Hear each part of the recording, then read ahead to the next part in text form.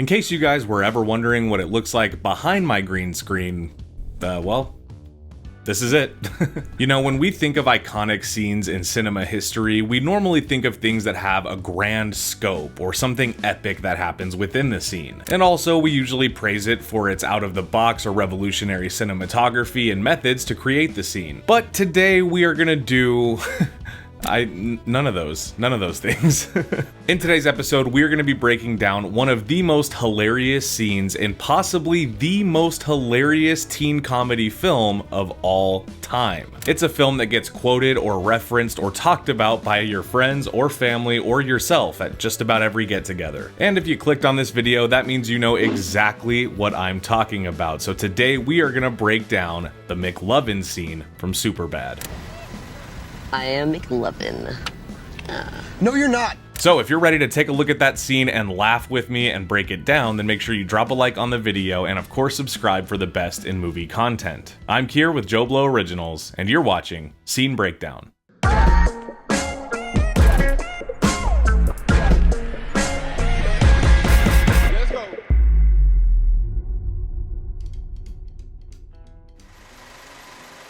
2007's buddy adventure teen comedy Superbad was directed by Greg Mottola, of course written by Seth Rogen and Evan Goldberg, and the cast of this movie stars a bunch of pre-fame names that we would come to know very well. I'm talking about people like Jonah Hill, Michael Cera, Christopher Mintz-Plasse, Bill Hader, Seth Rogen himself. Not to mention Emma Stone, who has since gone on to be an award-winning actor. Wow, this is a little too far right there. Good gesture. It's pretty far. The movie follows three friends, Seth, Evan, and Fogel, three high school seniors who are on a journey to get booze for a party that is being hosted by their crushes. And along the way, we are in for all sorts of misadventures and shenanigans gone incredibly wrong. In fact, one of these days I would like to break down the scene where Evan has to sing These Eyes for the group of cokeheads. I think that scene is probably one of the funniest things ever committed to film. These eyes are crying. These eyes have seen a lot of love, but they're never gonna see another one like I have with you. And it may be the funniest scene in the movie, rivaled only by this one. So for context, Evan and Seth and Fogel have been trying to get booze for this party, but they don't know how they're gonna do it until Fogel gets a fake ID. His fake ID reads the name McLovin. It's just McLovin. McLovin? McLovin? I mean, it was either that or Mohammed. Why the fuck would it be between that or Muhammad? Now, what we're seeing here is Fogel's first time trying to use his fake ID at a liquor store. Unfortunately, the liquor store gets robbed, which draws the police, who are there with Fogel and his fake ID. So let's check out the scene. He assaulted the customer, grabbed the cash, and ran out. So, how? So the cops in this movie are automatically iconic. These are definitely the two best movie cops I have ever seen. Bill Hader, of course, we know from SNL and Barry and so many other things. And then Seth Rogen kind of making his not his debut, but kind of his first role that was this big in a movie. It wasn't until like Knocked Up that he really became a leading man that was doing his own thing. But at this point, I mean, he proved that he could be a funny guy. And the characters of Seth and Evan were actually based, of course, on Seth Rogen and Evan Goldberg. If their high school careers were anything like this, I would have loved to be friends with them just to see what kind of crazy shit we could get into. I mean, was he like us, or? You can just feel the awkwardness coming from Bill Hader. It's so good and it's so natural. I love it. You know, it's a little bit, it rides the line a little bit of what would be considered appropriate, but I think it still holds up as a funny movie because it never crosses that line, but it is very, very funny. So during the filming of this movie, Christopher Mintz-Plasse, who plays Fogel, or McLovin in this case, was the youngest actor on the set. He was actually still a minor. He was under 18. So for all of the uncomfortable scenes, and for him, there are a ton of them, his mom had to be present on the set with him. So imagine the awkwardness of being an actor as it is, and then the awkwardness of being in your first big movie, and then the awkwardness of your mom having to witness the things you're doing in your first big movie, the things that people are going to know you for. I can't imagine that that was very comfortable for our guy. I almost feel bad. He looked just like you. He's Jewish. Just like you. Okay, Jew. Hey, It's an odd crime for a Jew to Yeah, commit. pretty docile. Just the little like under his breath remarks that Seth Rogen makes in this movie, they're everywhere. So funny. And actually, Bill Hader, after the success of Superbad and after his character became one of the most iconic characters in comedy, he was offered roles as a cop left and right. He's gone on record talking about how after this movie, he started getting offered to play cops all the time. And I think that's hilarious, but I also think, I mean, yeah, obviously. I wonder if I could do the Seth Rogen laugh. Should I? No, I'm not gonna try it. I'm not gonna try it.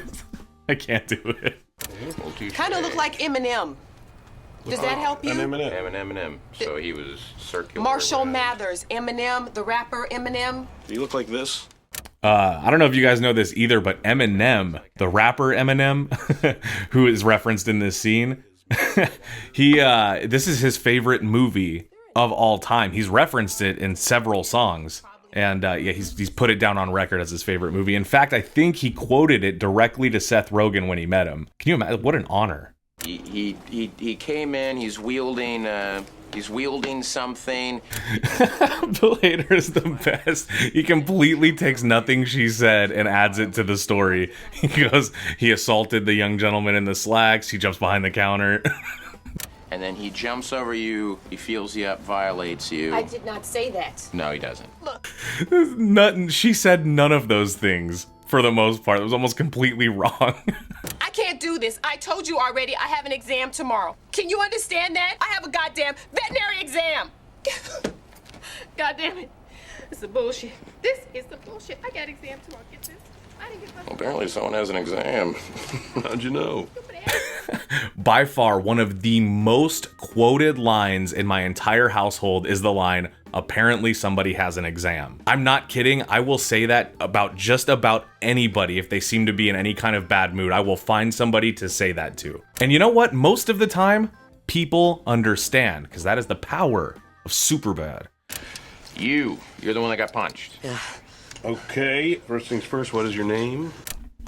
He's so good at being awkward, Chris mintz-plasse. He's so good at this. mclovin? McLovin. McLovin? Yeah. What's your first name? Technically, you don't need to worry about my first name, but we're the police. Technically, I don't have a first name, so don't worry about my first name. But we're the police. I love the camera movement too. It almost adds to the intimidation of this scene. That little, so it's just McLovin. It's almost like he's being interrogated, because on the inside, that's how the character is feeling, and then it's all relieved as soon as they go. That's badass. It is badass. Really It's a cool. Badass name. Yeah. A lot of people have weird names nowadays. Chingy, Shakira, Reef, Pax. When was the last time you heard somebody say the name Chingy? Comment down below if you have heard of or have heard the name Chingy in like the last 15 years. I sure as hell have not. How old are you, McLovin? Old enough. Old enough for what? It's a party. Now, Seth Rogen's character in this film, who of course is iconic, so funny, so quotable, the role was originally offered to Kyle Gass of Tenacious D, which would have been kind of perfect, but I really think Seth Rogen stepped up to the plate.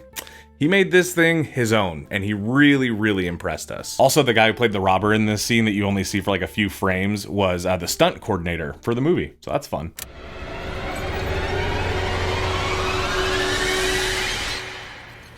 You're an organ donor.